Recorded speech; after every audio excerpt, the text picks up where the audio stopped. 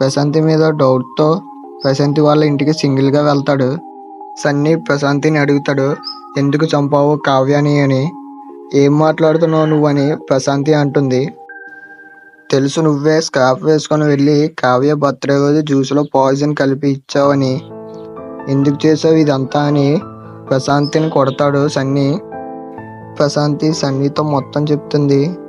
సన్నీ అక్కడి నుంచి కోపంగా ఏడుస్తూ వెళ్తాడు. ఇంతలో రాడ్తో సన్నీని ఎవరో కొడతారు.